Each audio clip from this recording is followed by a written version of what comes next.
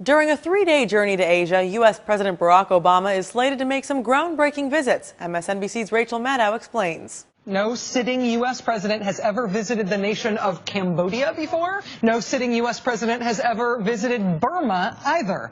But President Obama is about to go there, too. ABC News explains President Obama's trip to Burma, now known to many as Myanmar, is of particular importance as the country implements democratic reforms after emerging from 5 decades of military rule. But the Wall Street Journal reports many critics believe the president's trip to Myanmar may be premature. Some human rights groups say the government should have to do more to prove itself before being granted a presidential visit.